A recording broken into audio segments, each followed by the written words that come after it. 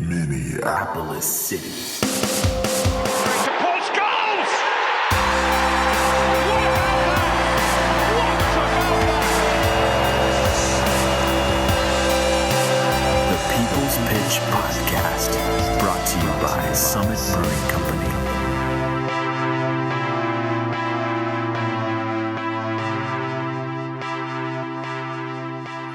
Listeners of the podcast, welcome back.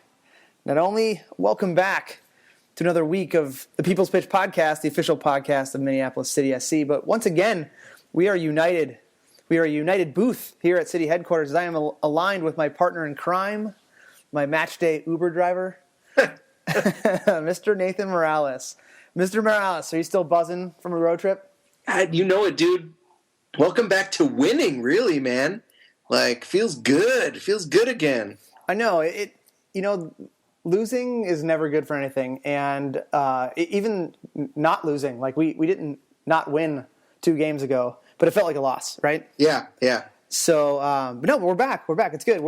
We are not in the same location, but we are together again. So for a full show. So as far as what we're going to cover today, you may think we're going to have a boilerplate show today leading into the break for the holiday. Well, boy, were you wrong. We're going to be covering the PLA action. A lot of stuff happened in the PLA this week. We're going to recap the heroic match in Madison. Some things to look at during the break that we have here for the 4th of July weekend. And then we finally have a listener email. Woo! So it's about time. Someone did listen to us. So, Nate, why don't you talk a little PLA recap? Yeah, man. So we were hoping going into this weekend, if we can come out with a win on the road. A lot of other teams haven't been winning on the road, so we thought, nice. Our biggest competition is on the road. But that's not really the case. We'll start with the East, though. The playoff picture in the East is coming into focus. Borealis loses to Carpathians 2-3, which keeps Carpathia in the mix with 12 points. They are tied with your favorite team, John, Toledo, for second place. Oakland County lost 1-0 to RWB Adria. Oakland County, who I hate, can suck it. And Adria's win points them on top. I don't know why I hate them other than that they're stealing the Purple Rain for their supporter group name. It just seems dumb. I dislike them as an organization, but I do like how they're playing kind of spoiler. Yeah, at this point they are moving into the end of the season. We'll talk about that. Only one game in the East so far this year, this is a fun bit of trivia, has ended in a draw. So this table is very points heavy unless you are the Ole, in which case you have 0 points because you suck. That's probably why they don't have a draw, because they don't have a team like the Croatians. They have a Croatian team, but they don't have a team like our Croatians, where on any given day, Ante Kopp will stand on his head and then they have a draw. Yeah. Where those guys are just getting worked every game. Yeah, that's true. So here in the West, it was a good week to win on the road. Like I said, of course, we won. We'll talk about that. We're pumped about that. Rampage and the Croatians had a doubleheader, a back-to-back game. The first one they tied 1-1, which is fine, and then they beat the Croatians 2-0. What the hell happened there? That was a little disappointing. Yeah. The crazy first game ended 10-10, and the Croatians just did not have the juice to produce on Sunday, which sucks because we really could have used the Croatians to take at least one of those games from the Rampage so we can get some distance between us. We talked about how our road trip was pretty nasty, going to Cedar Rapids and then Milwaukee to play the Croatians, but those dudes had to play each other in Iowa on a Saturday and then turn around and basically caravan themselves back to Milwaukee to play each other again in Milwaukee. That just kind of goes to show the scheduling snafus and conflicts we had when Cedar Rapids joined the league, and everyone else is paying the price, and they're not, because of the weird travel. So, which seems kind of cheap, but whatever. And then here the reserves lost to the Bavarians. We thought, hey, maybe Bavarians having to come all the way to Minneapolis would sap them of some energy, but they beat the reserves 2-1, which I guess is the expected result on paper, just not the one we were cheering for. Right, and we had some people who went to the game, and they said that it actually, outside of a first-minute penalty kick the game probably should have been about 6 or 7-1. Oh, wow. So the Bavarians are playing pretty good soccer. Yeah, I mean, they're playing a lot of soccer, which is why I'm hoping that when they roll into town in 2 weeks, we're going to get a little bit of a tired team because they're playing in the U.S. Amateur National Championships, which is being hosted in Milwaukee at the Bavarian Club, which, again, is a great facility. You and I both went there.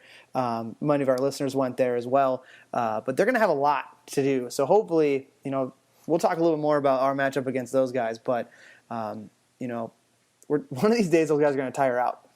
Hopefully. So in the East, Adria is on top with Toledo and Carpathia behind them.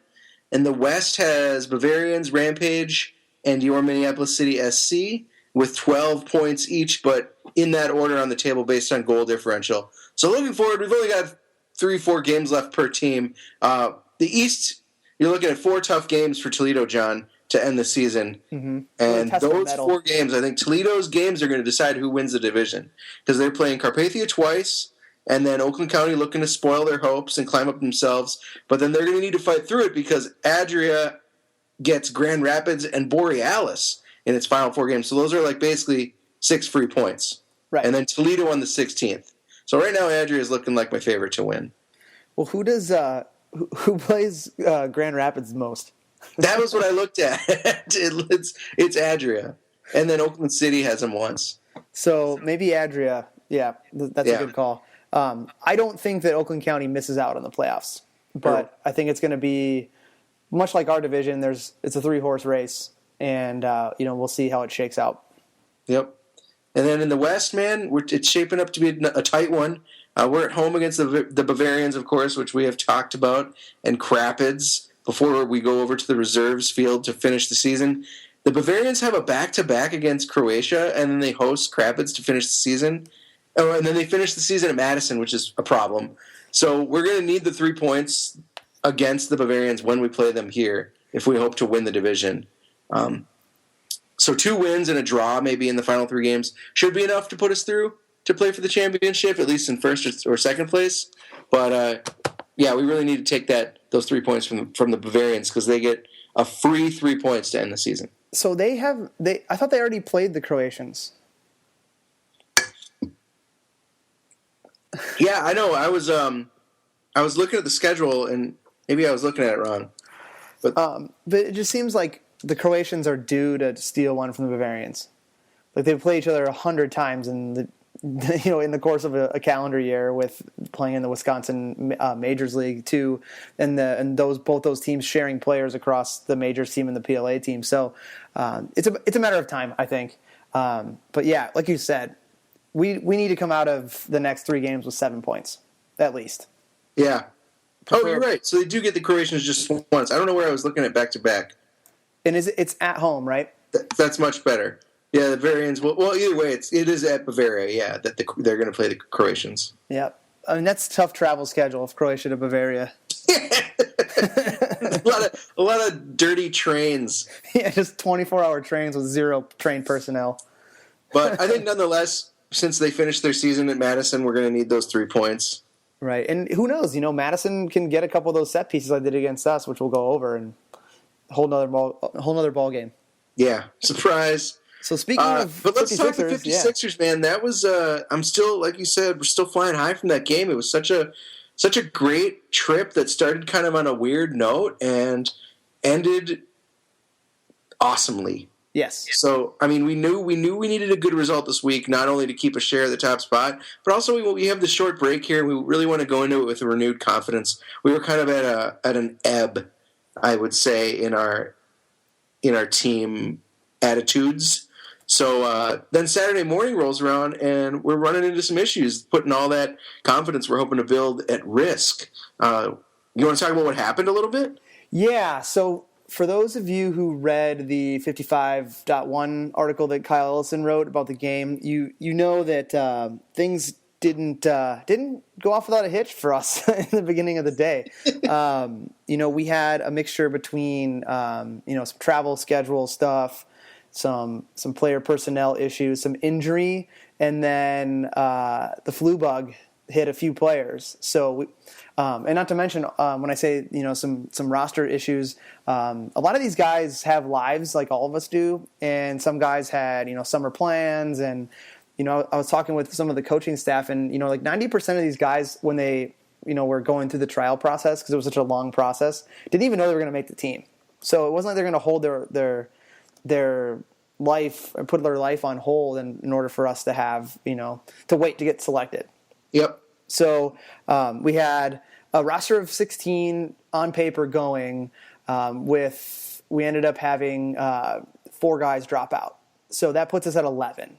And then we had emergency goalkeeper Chairman Dan Hudeman as our only substitute. So right then, you're 100% behind the 8 ball. And not to mention, Coach Kicker didn't make the trip either, wasn't feeling well, and just couldn't make it happen, and let us know kind of late in the game. So I helped step in with Jeremy to coach the team. So now you're looking at not only a fight against a team that could sneakily beat us when we said a week prior, nothing but a butt kicking was acceptable, and we didn't do that. So we run into the same buzzsaw, same trap that you think we can go in and beat them, and next thing you know, we're going with literally the bare minimum of players, and then a guy who knows the team well and myself, but isn't involved in the normal tactics and the game planning that is Keith and Jeremy as a coaching staff. So. Luckily for us, I align pretty well with Jeremy when it comes from to a soccer perspective. So it was a lot of openness and a lot of kind of bouncing back and forth ideas with limited really resources, and that's where we started. So that's what happened. So you have some similar soccer philosophies, and that turned out to be pretty good for us. Yeah, but so our starting 11, the guys that made the trip, are only 11, if you will. We started in a 4-4-2 because we had Elder in goal, which was you'll hear later, which was great from a leadership perspective. We had Lance Gaspar, a back line of Lance, Trey, who was injured, but he still made the trip. Just totally gutted out the whole game. Yeah. You could tell. Aaron Olson and Emmanuel Brown, a new guy that has been kind of hanging around, but hadn't played for us yet, so it was great to have him. And then we had the mid 4 of Steve, Ian. We had Sam and Ike Forsgren, the Forsgren brothers. We had Will Kidd, and then up top we went with Tim Willis and Andy Laurie. So not a bad bunch of guys to have to lean on when you're in this position, huh, John? Right. The only new addition really was Emmanuel Brown, who has been training with us, and it was only a matter of time, where we talked about earlier that we're going to need to fill in a spot at the back line with Chapman not being there. This game was kind of tailor-made for someone like Chapman to step in, who had been there and been involved, and obviously we all know he's not there. But this was a great group of 11. When we met to leave, those guys, you and I drove separately, but the team was nothing but positivity. It was like, you know what, the chips are down. We expect nothing but 3 points out of this day. And they put the fact aside that they weren't a full squad. They were just a full starting 11. Yeah, which is cool. So it looked like our approach coming to this was to play holding soccer. This is just kind of what I observed, that we were playing holding soccer until we could get organized, move up the field together, and attack together. I think it's saving people's energy, that we're not having any lone wolves go, bombing down the field, and when the whole team then has to get on their horse and chase them. It's just everyone moves together, everyone attacks together, and we succeeded together. Yes, correct. And I made the joke that it was 11 bodies and one heartbeat, and it really was. It was 11 guys who totally bought into the plan that we had. The style of play that we kind of put forward and talked about earlier on in the locker room before we went out was that play with friends. Don't, like you said, don't be that lone wolf. There may be a time when, and we saw it kind of in the second half, and we'll get into that a little bit shortly, that where a guy like Laurie was isolated one-on-one, or a guy like Will Kidd was isolated one-on-one, but it was more so because we were defending and we were just trying to clear the ball out, and they were able to get on the end of a clearance. So it wasn't like the whole first half and second half, we were disjointed. At halftime, we did have the conversation, and Sam Forsgren did bring it up that if we are to just minimize the distance between our front line and our back line and in our attack, we were being a little bit too lackadaisical about getting out of the back line and pushing up right away when we won the ball, where we had too many gaps. In the second half, we closed that, and we were able to make a lot of combinations mixed with getting a little bit more direct than kind of just trying to keep possession. And that's where all of our chances came from. Oh, that's pretty good observation on his part. Well, it turns out he's really good at soccer. Another thing that I really liked about this approach was that as exciting as it is to see, one or two guys really dominate a game and force the other team to adjust to them, it was more interesting to see those little moments of excitement that you get when the whole team is playing well together. There wasn't I didn't feel like I have in the past. I didn't feel like there were a couple guys that were dead weight. I didn't feel like there were a couple guys that maybe were getting left behind by the style of play of the team or not able to contribute fully. I think everyone was contributing, and everybody was had their own little quick moments of brilliance.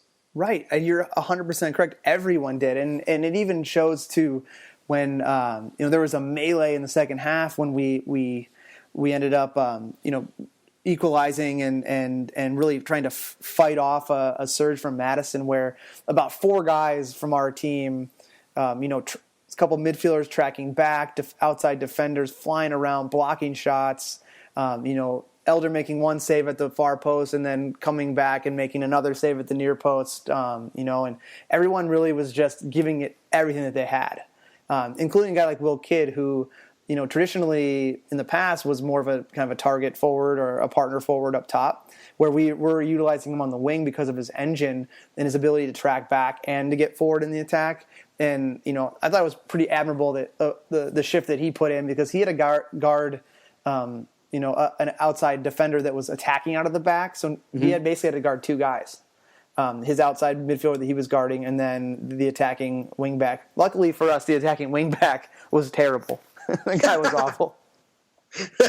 So Madison's key tactic for the game, man, was basically two things: set pieces and a drummer that was straight out of like Sauron's army from Middle Earth. There was just the nonstop beating of that drum, and they were hoping to score on set pieces. And it almost even felt to me like they were trying to get fouled in our half, anywhere in the half, just to create more opportunities for set pieces. Number 34 comes to mind. He was diving from the opening whistle.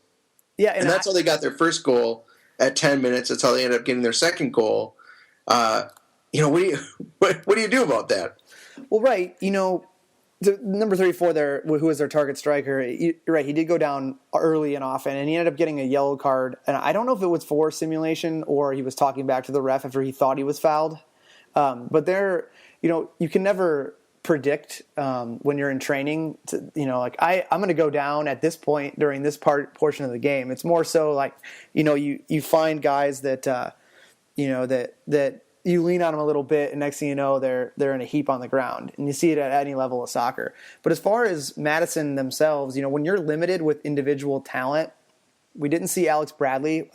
Not sure if he was injured, wasn't there. Don't know if he's on the team anymore. Really, they're one attacking bright spot that they have. But when you're limited as a group and you don't really play that well together, you try to exploit what I like to call the secondary areas of the game, or the secondary situations that you can practice, like set pieces and corners and things like that. And that's where their goals came from. And they were very sharp on those. And they were very sharp on those against us at home as well. The first goal coming off of a header was kind of, mismarking, and, we're going to get in a little bit more about that. But you could tell they practiced that, and they got so good at it that they know it's their only scoring opportunities, and they're hoping that they might get another one through the run of play, but they can always fall back on, the set piece delivery.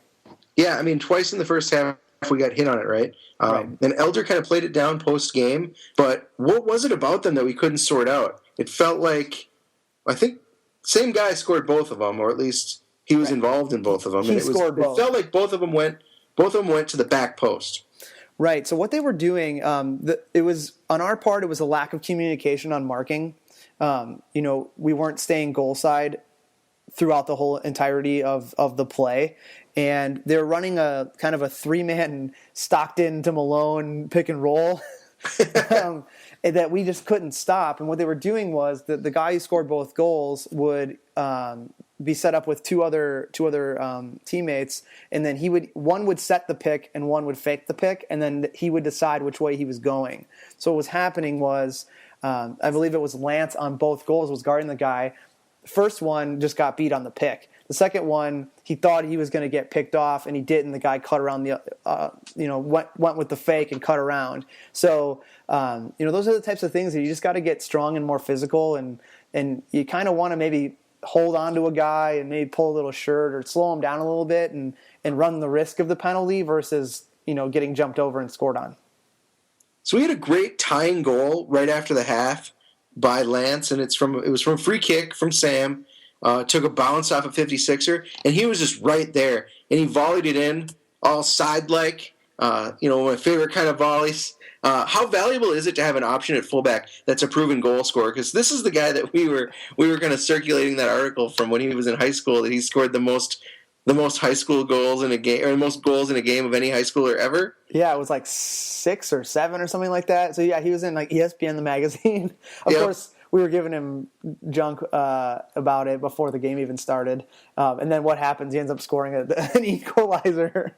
Yeah. I mean, it's obviously from what we saw or what we've seen of him the last couple weeks, it's not like he's super lethal on the attack, but it's nice. Isn't it nice to have a defender that you can count on for a goal once in a while? It is. Goals are goals, and we kind of don't care where they come from. But yes, it is important to have some goals come from the players you least expect. So your outside backs, or your center backs come up for a corner kick or something like that. But I've told you this a couple times, and we might see this happen with some of the players that we do have in the attack that are younger.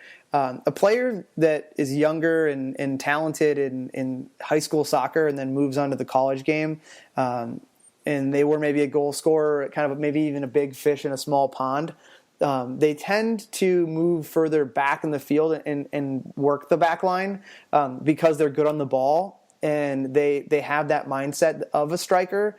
However, when guys get bigger and faster, from a defensive standpoint, they don't have the ability to maybe beat them like they did lesser talent. So not to say take anything away from Lance, but that might have translated in the fact that he just naturally migrated well to a defensive position. But you're right, he can score goals.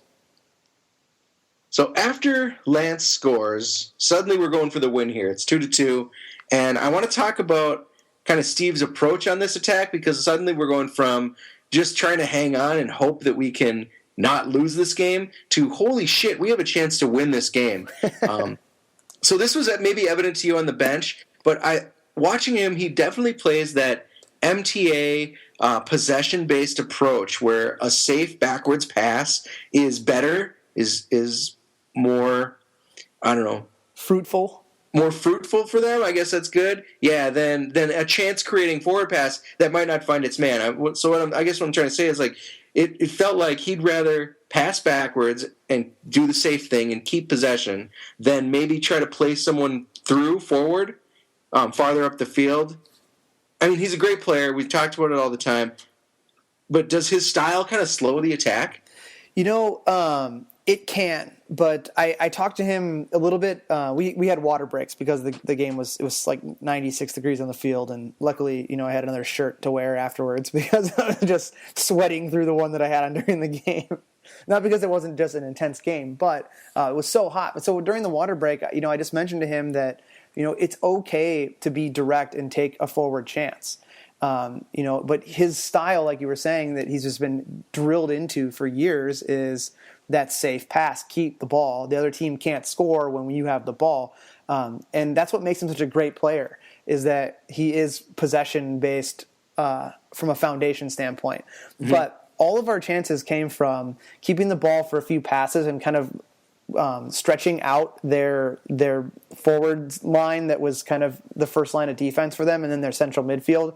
And then that lethal through pass that we hit being direct. And I kind of hit home with him, even actually he and I were texting watching the Euros yesterday. And I said,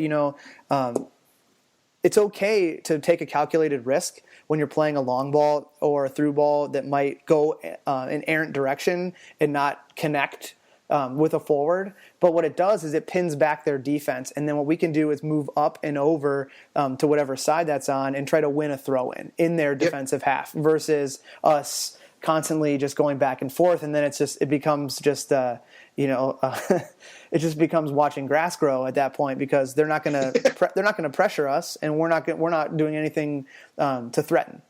Yeah, I mean, at least let them know that there is the chance that you're going to be coming at them. Otherwise, You're right. They're just going to sit there, and that's kind of what was happening. But eventually, once we started punching them in the face, they started playing us at a little bit of a higher line. Right, and we have to also think about the fact that Ian is only 18 years old, and definitely outkicking his coverage as far as playing against more grown men at 18 years old. And he's not the biggest guy, he's not the fastest guy, and where he gets you is his high soccer IQ and that foundation of possession-based soccer. So as he gets to the next level and he goes and plays at Green Bay for a year, I even mentioned to him today, it said, you have such a great foundation, and knowing he's going to get stronger and he's going to be put into a position that's not MTA for an entire season, a college season, and then he's going to come back to us next year with that added piece on top, and he's going to be really dangerous. Yeah, hopefully. So it looks like Sam Forsgren is as good as advertised, huh? Yeah, that guy knows how to play soccer. Two huge goals. I mean, he gets off a plane like a day and a half before the game. Hours before. He went to the Euros and comes back from France. Pretty much gets home, goes to sleep, wakes up to a text saying, "Hey man, we could really use you to play." Oh, okay. But two huge goals, and so calmly, no junk. It wasn't like there was a ricochet or anything, man. Like, he had that chip shot for the win. He had the play from his brother that he just calmly put away, for the opening goal. I really like him. What's your ideal midfield look like for us to finish out the season with Sam on the team now? Well, to answer the question, I don't think that he's involved in our midfield moving forward. Oh, that's right, because he's really more of a forward, isn't he? Yeah, he's more of he's attacking-minded player, so you can use him in the role. So when we say we played a 4-4-2, we played a diamond, and he was on the tip of the diamond. So he was about as forward attacking as we could get him with not having the personnel that we normally have. He had to put in a shift, and we'll hear in his interview he talks about that a little bit. But I don't see him being in our midfield going forward. I still see it as a mixture of Sam Plaza, Wexler, Steve, even Nate Ingle when he's injured right now. But if he comes back healthy in the next couple games, even seeing him in there, if we have to kill out a game and we have to add in another defensive-minded center midfielder. And then we have AJ and Max, who were unable to make the trip last minute. Those two guys are excellent midfield players. So, any one of the group of, I believe I mentioned 5 minus Sam, Forsgren, I think is totally dynamic from a central standpoint. Then you mix in guys like Will Kidd, you mix in Matthew Guay, you mix in Goose. We didn't have Goose, who was our most dangerous attacker. We start having the ability to play with a couple different options. And you also have a guy like Huff, Camarada. Those guys can put a shift in the middle too. So I don't think we're going to need to lean on Sam to be putting in some defensive work in the midfield. We need to let him pin his ears back and go score some goals. Yeah, word.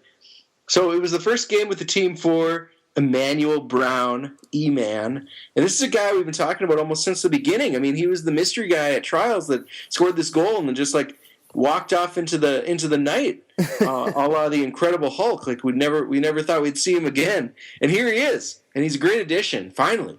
I thought you think good first game? I thought he played fantastic. And, he's not Abdallah Ba and he's not AO. He's his own man. Yeah. And he drew the short straw and actually ended up having to pretty much one-on-one match up on the left side with their most dangerous attacker. And the game didn't start off well for E-Man when he had to bring a guy down to stop an attack, the guy that we just mentioned, and then he had to he had to play almost the entire game on a yellow card. But I thought he did it. He did it just fine. He kept composed. Made some smart plays on defense. Smart, just putting his body in front of the ball, and I was really impressed. Yeah, I thought so too. I mean, the difference between him and Abdallah is the offensive piece. Like Abdallah is just so smooth getting forward, and then he's so on the flip side, so adept at tracking back and getting back in a defensive position, where Emmanuel, not as gifted going forward, even though we talk about that wonder goal he scored that one time, caught lightning in a bottle. But it wasn't his job on that day to play in the offensive end. It was his job to get in sync with the other three guys in the back line with him and listen to his goalkeeper and just play soccer. And not to mention, too, pretty lethal throw-in, actually. So a couple of deep throw-ins that caused some fits for Madison, not only when we were trying to kill the game out, but when we were trying to attack and get the equalizers and then eventually the game winner. So a lot of little things he did right. And, quiet guy. And, at halftime, he was one of the ones that was stepping up and motivating the guys. So it was great to see. Oh, that is good to see. So finally, man, player of the game, and I think when you only got 11 guys playing, it could really be everyone. So I'm going to do the cheesy thing and really pick the starting 11 as the player of the game for coming together, playing as a team and snagging an amazing, if not improbable, win. I mean, you really could. You could pick Will. You could pick Sam for his 2 goals. That's an obvious choice. You could pick Ian for his composed midfield play. Trey for pretty much bottling up their attack. Elder, AO, Emmanuel, all these guys contributed. Right, and I totally agree with you. And you have to buy into the plan in a case like this, and everyone did. There was not one person who we had to talk to, be it through the run of play, hopping off the bench and barking out orders, at halftime, at the water breaks, in the locker room beforehand. Everyone bought in, and there was really nobody who wasn't all in on what Coach Jeremy and I drew up, which was great and was really the reason why we won. So definitely a team game ball. Yeah, I love it.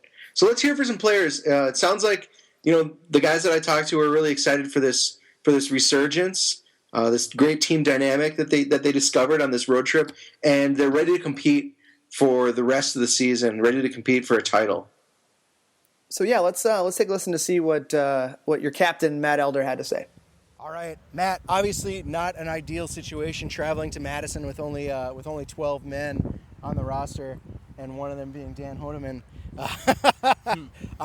What was said before the game to you guys, and what were you guys talking about on the car ride over here to motivate yourself to play the full 90?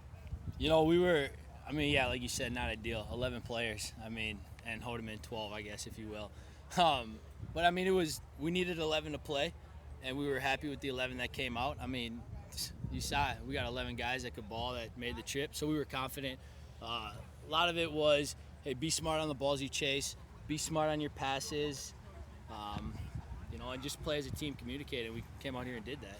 Definitely an up and down game. We went into the locker room at the half down 2-1. Their set pieces were lethal in that first half. What do you attribute that to? What were you seeing on the set pieces? The first goal, we were marked up just fine. It came off of his back, so he didn't even see it go in. That's unfortunate. Second one, marked up at the start, lost our mark, and that just comes down to losing focus in the heat. We got to just be more disciplined. Can't lose marks. What were you guys saying to each other in the locker room at the half when you're going in down 2-1 and you come out 10 minutes later up 3-2?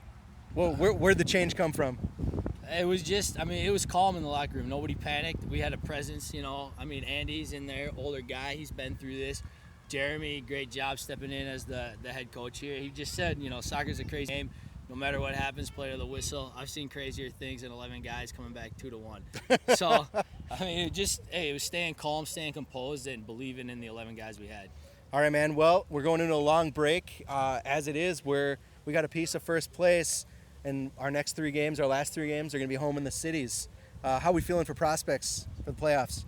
Confident, man. I mean, we're going to go take care of business. We've seen everybody in the like you said, the last 3 teams are at home, so we've played them on the way. We've got results. So now we just go defend our turf. All right, man. Calendars are clear for Toledo, huh? Absolutely, I'm going. All right, thanks, Matt. Thank you. So there you go. I mean, I think Matt is always, he always hits the nail on the head. He knows exactly, he knows how to get right to it. I think he was a little generous on the, on his evaluation of those set pieces. Just, hey, it's the heat and it's, a little mistake and that's all. It's nice to see that he can, and the team can just like move past mistakes like that and say, yeah, we just moved on and kept scoring. Well, the worst thing but I also talked to Sam. I was able to grab him. The worst thing before we get to that, to talk a little bit about the interview, the worst thing a goalkeeper can do is just toss his defense or even his midfield under the bus, or say well, I made 4-6 saves. Why didn't they score 4 goals when they had chances? So very diplomatic, and I mean, I like every once in a while with a player, I'll serve it up to him like, hey, here's what was going on in the game. What'd you think about that? I think we had a player bite on that earlier who said like, well, I saw some terrible possession, stupid decisions. That was Will. It's nice to see Matt, who's just always supportive of his teammates. That was when we interviewed Will Kidd after the Cedar Rapids game. I loved that. He just when he jumped in and just said, I jumped on there to try to do better. But you said we also interviewed Sam Forsgren, making his first appearance with City. A great debut. We told him he's allowed back. So let's hear what he had to say. I'm here with Sam Forsgren, recently with the team. Sam, we talked to you way back on the podcast, and we knew that you weren't going to join us till the middle of June, thanks to your school schedule. But you were also at the Euros. When did you get back from France? Yesterday, around like 1 or 2 a.m.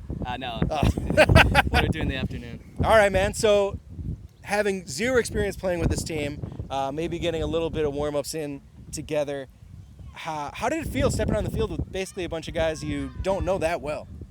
It felt pretty good. I played it with like a few of these guys like for a little bit, just a year or 2 here or there. But I could tell there's good energy. There's a lot of very positive attitudes from everyone. Just people coming out to work. You can tell you have 11 guys who are committed. They made the trip, so man. I was impressed. I asked Matt this same thing. You find out that you're traveling with 12 guys. Soup not at all ideal, especially in a 90-degree day. What were you guys talking to each other about on the drive here, and how did that motivate you to step up?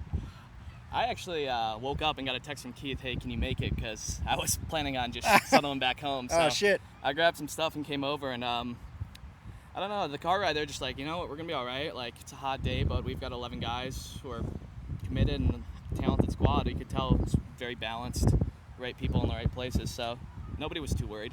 That's good. First impressions of the team, since this is the first you've seen of everyone play together, besides your brother, of course, which was like, we'll get to that in a second. Yeah. But what's your first impression? What do you think? What do you think of this team? I like the style of play a lot. It's very relaxed, possession oriented, but we can attack when we need to. Just a lot of hard work. Like defense is really responsible. I think we got a lot of mature guys back there, and that really helps because there's a lot of college people in this league. But having people like Aaron back there, and even Trey is pretty mature for his age, it really helps you out. Super convenient that you were kind of slotted in the midfield on the same side as your brother. How did that backyard soccer come into play? I mean, you guys you both had talked about how you're playing against the house and making up your own games. Did that help you out today? Yeah, I think so. There's a lot of balls that were just bouncing away from Mikey, and I'd just be like, "Come on, you can go after this one. Like, you can win it." Or like we just kind of used to playing with each other, so I'll give him a little look and try to slip him through. But so competitive. Not only did your ability to be comfortable with each other come into play, but also your competitive nature. You're goading each other on. You're making sure you're holding each other to a high standard. Yeah, absolutely. So I always like playing with him. He puts in the right amount of effort, and he's a talented player. So first game, man, 2 goals. That ties you for the team lead, which is pretty exciting. How many more are you thinking for the rest of the year? 3 more games plus playoffs? Hopefully more than 3. I guess we'll see how it goes. We're gonna, work in some other guys too who are pretty talented players like Matt Guay and Dalaba. So we'll see how we get moving after that. But hopefully a lot more hopefully we get some more results. For sure, man. 3 more games, and then it's time for the playoffs if we make them, which looks like we're in a good position to. How do you see your role moving forward for these last 3 games as you kind of slot in for the end of the season? I think with a deeper bench and some of our, I guess more of like our team here, I'll be a little bit more attack oriented than I was today. I was more of like a pure center mid today, just helping out defensively in like the last 20 minutes, which I'm fine doing and I'm glad to do it. But I think once we get more of our specialists back, I'll move more into attacking spaces. Excellent, man. Yep. Well, thanks a lot. Go jump in the shower and have a good ride back, man. I really appreciate it. Oh yeah, thank you. Great to see you. Yeah, you too. Sweet. It's great to have him, and it's hopefully we're going to see a ton more of him and a ton more goals out of Sam. It's great to have more offensive options. That's for sure. I would agree, and I think we're going to hit the reset button. We're going to talk about that in a little bit, but we're going to hit the reset button, and we're going to have a plethora of attacking options and chess pieces that we can move around the board. And with him especially, he hadn't played soccer in 3 weeks and comes in and scores 2 very important goals for us. And, like he mentioned in his interview, he's played with some of these guys before, including his brother, who he connected well with, and other guys in there that once he gets more familiar with the guys that weren't there, some of the firepower like Wexler, I think is one. It's going to be pretty dangerous for anyone coming into the barnyard at the end of the season. Yeah. So we've got a little bit of a break before we play the Bavarians on the 9th, and I think there's going to be some things to address. But I want to also talk about some things that we're really loving. We saw how these 11 guys played together this week. I mean, we can agree, they played well. Great. So with minor tweaks, I think maybe these could be the guys. These could be our horses for the rest of the time. Your thoughts? Yes, I think that for sure in the team sheet, right? Like the 18, because they earned it, right? But perhaps maybe not just an immediate carryover into the full 11. We talked about, some guys had to bail because of, any number of excuses, whether it be health or, travel, whatever. But the guys who we accounted for not being there, like Wexler and like Plaza, and, we have Hoof and a couple other guys, I see them still having to try to compete with the guys that weren't there. But definitely there's no reason why the majority of those guys aren't lining up again, and then at least being our off-the-bench options. Yeah. I mean, I think, we want to make sure Goose is in. We want to make sure Sam is in. But for the most part, God, just it looked so good, and the communication was great, and these guys have this bond. I feel like it might be a shame to break it up too much. Right, and I don't think we will. I think we'll make those calculated decisions and put the guys in the spots where putting out the best 11 that deserves to be there. So I went out to Twitter today and asked around because partly to get some talking points, but partly just to check and make sure that I'm not crazy because I wanted to kind of bounce some opinions off of them, or at least measure my opinions up against kind of what some of the other fans and guys like you and other journalists are thinking. So I'm looking for, personally, moving forward, I'm looking for a more coordinated attack out of this team. And I heard that a couple times on Twitter today too. Like I said earlier, I really loved that everyone moved together. I really loved that they attacked together and there wasn't anyone stuck out of position. Who adds to that coordinated attack, and who prevents that coordinated attack from becoming a reality? I think the number one low-hanging fruit of who adds to the attack is Sam Forsgren, right? And he showed it. So that's like 1A. I think 1B is an adjusted lineup of what we currently have seen, and balancing our attack with everyone versus maybe always going to a guy like Goose, or always expecting Andy Laurie to do something out of the ordinary every time he gets the ball in order to create a chance. and also the ability for what Sam had mentioned is shortening the distance between our back line and our front line and really attacking as a unit. And we did that in this game. Now you sprinkle in some more individual firepower, things start to look dangerous. Mm-hmm. I heard that. So far we both agree that Goose is really the most pleasant surprise of this year. We never would have expected him to step in and have such an immediate impact on how dangerous our team looks. What are your other high points? Other high points from the Twitter sphere, everyone's loving Elder. Really, people just love the back line, and I would attribute that to the leadership of Nate Engel and Trey, of course, and people are really liking Andy Laurie. People are really digging on Steve. I mean, is there any players that they're missing? Well, I think the Wexler play in the middle of the field, and that's something that if we had that option against Madison, there's no worry at the end of the game that we're going to have to eke one out, because he's not either going to kill it or he's going to kill out the game by having that effective possession and always wanting to go forward and making the right risks to kind of spring a forward. But also his ability to just generally get forward when we're getting complacent and trying to create things. So I think him for sure. The other person is Ike Forsgren, who's kind of been a majority of a late game sub, outside of the fact that he scored a blinding rip against Minnesota United reserves. But he's kind of our Swiss Army knife. He can, you need a screwdriver, there's Ike. You need a scissors, there's Ike. And I think a little overshadowing him is the fact that Sam is such a decorated player and a little bit older, right? So Ike is a little bit in that shadow, but just a great player, and he just quietly goes about his business and does a job for us whenever he gets in. I think also the effort of Will Kidd. The guy comes to practice every week, never complains about whether he's in the starting sheet or he's coming off the bench or he's playing out wide or up top. He just uses that engine that he has and that constant drive to work hard and that short-term memory if he does make a mistake is really game-changing. And last game we actually in the second half flip-flopped he and Ike to exploit a mismatch with a defender that didn't do well under pressure. And Will, with his pressure, was able to create multiple chances, including almost squeaking through on a great pass by Forsgren on a diagonal run where it was brought down at the edge of the box, which could have been a sending off for the last man back. Questionable call from the ref. But we did get the free kick, and he was about a half touch away from being able to bury one in a corner.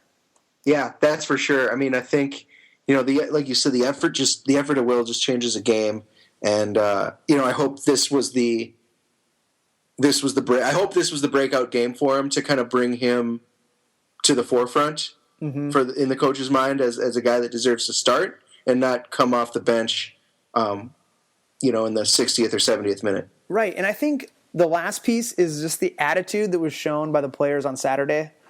All the adversity, we're a first-year organization. We're learning teachable moments, like we've talked about. Yep. But just the overall positive attitude they showed that was lacking in Cedar Rapids. It was lacking against the Croatians. For sure lacking the first time we played Madison.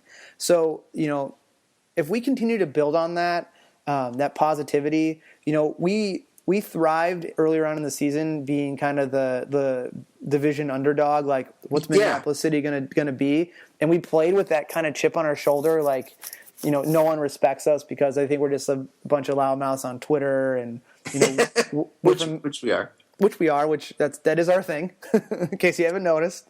But we had our backs up against the wall, and mixed into that more positive attitude that we're supposed to be there, I think is what we can build off of as we go into the last stretch of the season. Yeah. So, what are we going to work on over break?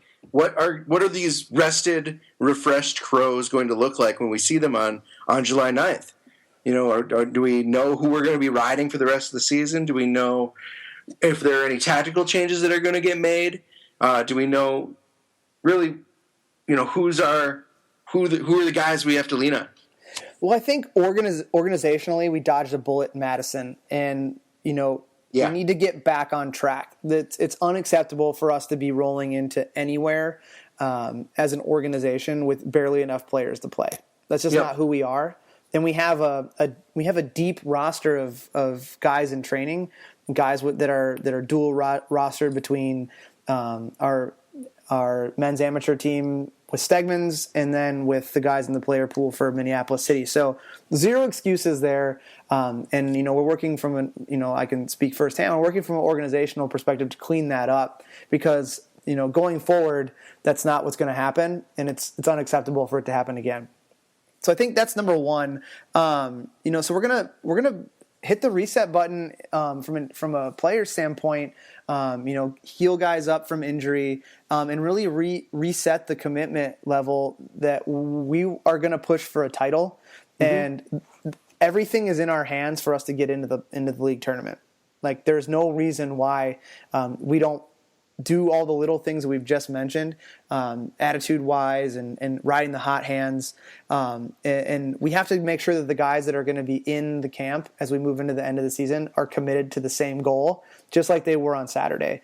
The same goal of, this sucks, but we're coming out of here with 3 points. No matter how we're going to do it, we're going to do it. So I think that's a big piece. And then I think, we clean up the roster a little bit as far as issues go. I don't see us. We talked about maybe bringing in some other players. I think we have the players now. Now there's no need to bring in anyone new unless they're absolute specialists that we don't currently have. And I don't think there's a whole lot of those guys out there. No, especially this late in the summer when everyone's kind of decided what they're doing. It just feels weird to start to keep talking about adding players. Right. I'm with you on that. Right, and and it's like I say, adding a specialist. It's adding someone who is going to be an immediate value that can immediately do the work needed to get on the team sheet. There's no bringing in Ronaldo or Messi. We're not going to have that ability or be afforded that ability. Or what we would bring in is someone to cover for an injury that's almost a like for like switch at this point, which I don't see that happening because we have those people. They've been at our trainings. We just need to actually go out and make the selection and make sure people are available. And that's part of the organizational stuff we have to clean up, making sure we know who's available to be even selected for these game sheets and then make the ultimate tough decision on who's going to start. So it feels like when we're recommitting to this, we're making a new commitment to a title, and it might be an initial commitment for some of these guys. There are going to be some leaders that we want to lean on. Andy Laurie is going to be there for us. Matt Elder is going to be there for us. Trey obviously is the captain. We want to make sure we'll be vocal and kind of help the team focus on that goal. And because I think it might be a goal that wasn't really in a lot of these guys' minds to start the season. And it definitely wasn't in mine. I remember after the first game, just going to the Bavarians game to open the year, I thought, hey, let's just see what happens, man. I think we've got some good players, but you never really know. And then we draw, and then we start winning, and we start doing well. And suddenly we're thinking, holy crap, we have a chance. And somehow that fell off the last couple weeks. But I feel like we're back, and we got to get the guys. We got to lean on the leaders to really get the guys pumped up and going all in. Right. We need to rely on the prepared 18, like I mentioned, and then the right 11 out of that 18. And then situationally, from a coaching perspective, we need to be able to quickly adapt in game, like we did in Madison with short resources. When we have a longer list of firepower that we can use to change a game the right way or to kill out a game when we're winning. Is that something you feel like we were missing? Is that flexibility to adapt in game? I think it was, I'm not necessarily going to say no. I think it's more so being willing to take risks, calculated risks, right? Mm-hmm. Like bringing on a guy who may be a little bit unorthodox from a attack perspective that could change a game because of something that we saw in training versus, what they are on paper. It's really looking at the guys in training and maybe seeing how guys perform when taken out of their immediate comfort zone and how we can use them to win a game or to solidify or to steal points like we did in Madison. And it goes back down to that prepared 18, prepared for anything that the opponents might throw at us, because we've seen everybody already once, and we know what they're going to throw at us. But hopefully what we can do is devise a game plan from what they've seen the first time we played them that they're not going to be ready for. Yeah. So, well, I mean, this is it, man. We're going to be in the home stretch starting July 9th. And yeah, we have a tough test having the Bavarians come in, but I think we're going to be up for it. It's the mojo is running over right now. We're full up on mojo. Well, yeah. Hey, dude, so we've got a listener email. How exciting is that? Yes. So after all this time. Yeah, after all this time. They're really out there. After all this time, so let me pull it up here. So our listener is Brian Johnson, who I believe has had a couple. I think he's been carrying the load for the listener emails. He's asked a couple of them, but he says, "Hello, gents. I have a question about the pitch we play on at home. As you've referenced, and the players have also referenced, and I've seen in person, the field is in rough shape, or without rain being part of the equation, or rough shape with or without rain being part of the equation. I had a lot of rain here. The dimensions are small, smaller than many of the players are used to. There's a crown on the field that's large. It's great and all that Minneapolis South provided access to the field this year, but wondering if there are plans to move to a different Minneapolis location for future seasons. I would say the results of a couple games were affected by the field, and it would be a shame for the team to work so hard but not reach the top of the table due to field conditions. I get both teams have to play on the field, but if your team is built for width, speed, and space, it can affect the team even more.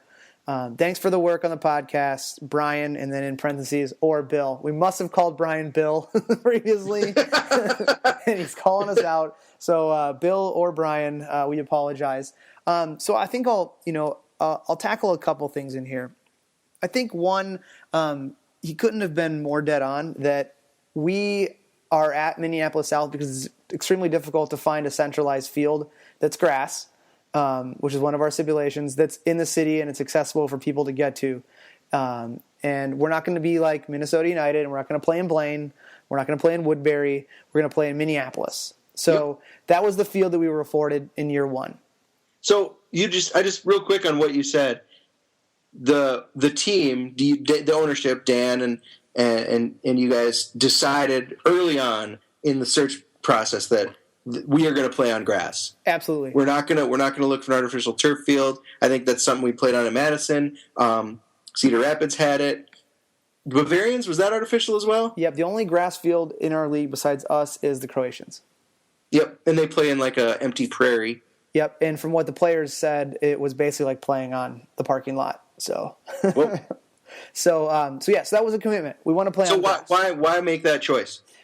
Because that's the natural surface that soccer should be played on, in my opinion. It's a puritanical choice, but it's not tactical at all. It's just, you know what, we believe soccer should be played on grass. Yeah, absolutely. I love it. I think it's great. Absolutely. And look what happened with the women's U.S. national team, basically almost forfeiting the chance at winning a World Cup just because they didn't want to play on turf, because the men don't play on turf. Yep. So, I think turf has its positive points, indoor winter training and outdoor training. But when it comes to game day, the game should be played with 3 referees, 22 players on grass, 2 goals, right, and 4 corner You're a purist, and I like it. 4 corner flags and fully lined field. So that's the first one. So in future seasons, yes, we were ever so close at De La Salle High School, which, in my humble opinion, is the best grass surface in Minnesota. And we've had the opportunity to continue talks with them. That's going to be ongoing, so potentially something that you might see us moving to in the future. Also, Minneapolis South was granted some money through, I believe, the Vikings Foundation to redo the barnyard within the next 2 years. So there's also an opportunity for us to be staying at the barnyard, but the facilities being upgraded. So, and also kind of informing them that upgrade, to say like, hey man, if you're going to spend some money on making you feel better. Here's some suggestions that, hey, that also benefits us. How convenient. Right, exactly. So another reason why we could stay there, but, to piggyback off the last point here that Brian had was, both teams do play on it, and our lineup, no matter who we throw out there, is going to be able to be quality on any surface.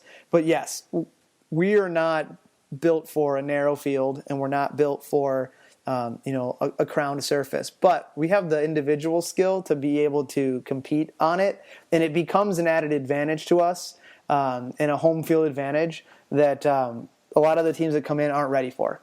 And you don't see a lot of goals against us at home through the run of play, building something out of building an attack from the ground up. What you find is set pieces and things that would happen on turf anyways. Mm-hmm. So that's a great point. So that's it, Mr. Johnson. Thank you so much for emailing us. Everyone else should, and we'll be giving out that email address shortly. But we encourage everyone, whether it be Twitter, whether it be via the internet through email. You can call Nate whenever, 24 hours a day. He's available. On the bat phone. Yeah, on the bat phone. If you just want to talk, have a good cry, whatever. But yes, please get back to us. We like to know what you're thinking and provide our expert and humble opinions on the topics that you want to hear about. That's right. So I guess that's it. We don't have a team to look forward to next week. We have that reset button we're going to hit, and next week's 4th of July. Happy birthday, America! Whoop, whoop. Nate, you will be in San Diego, which I believe is Spanish for whale's vagina. Is that correct? That's what I've heard. Yeah, that's what I've heard too. Yeah, I'm interested to check it out. But we'll go into next week with a reset. We'll hit training really hard. We may or may not have a show. If we do, maybe a total surprise. Maybe I'll bring on someone else, a little Q&A. There's been some requests from the inner workings that we get Andy Laurie on here because, like us, he in front of a microphone, he can't stop talking. Oh, he's such a good interview. He's such a good. I mean, he's just a great guy to have a conversation with. Right. And up until Saturday, I'd never been to Culver's, which is weird. That's right. Who is this guy? Yeah, so he got Culverized for the first time. So we may have a show next week, but keep a lookout on Twitter, and we'll let you know if we're posting it. But Unchained, number 22, is here. It's got a hilarious name, Nate. What is it? Zingabeer, the cream ale from the brewer of Herculean Woods. It's got some ginger up inside it, plenty of sexy yet a soulless twist on the classic summer cream ale. Because gingers don't have souls, get it? Yep, I totally get it. If you're interested in learning more about the Zingabeer, go online to summitbrewing.com and learn more about about the beer. And Germans say some weird stuff, don't they? Yeah, they do. John, you're German. What's the weirdest German word you can think of off the top of your head? Man. Is this a speed round? I don't have one off the top of my head. I can tell you though that the word that has the largest number of characters in the German dictionary is speed limit sign. Oh. And I'm not even gonna try to pronounce it, but yeah, that's a weird one. So, but if you want to get a hold of us, like we mentioned, the show is for you, by us. So send us an email, like Brian or Bill or whatever his name was did at mcscpodcast@gmail.com. You can reach us on Twitter at mplscitysc. You can reach myself at Johnny Business, 2 N's, 2 Z's, 2 S's, and at Mexinate, MEXINATE. So that is all for this week. We hope you all go out there and enjoy America's birthday. Please don't buy some fireworks and blow off your other hand, Jason Pierre-Paul. But as usual, we have Go Get 'Em Tiger taking us away. But wait, Nate, what is this we hear? Is this a new song? Is this a new song? Could it be? Well, No. It is. Their EP is out, folks. So we have all sorts of new material. So these are our boys with Cheat Codes. I am John. That is Nate. Yep. And so long, friends. Have a great birthday, America. # Iceland smites. Bye-bye.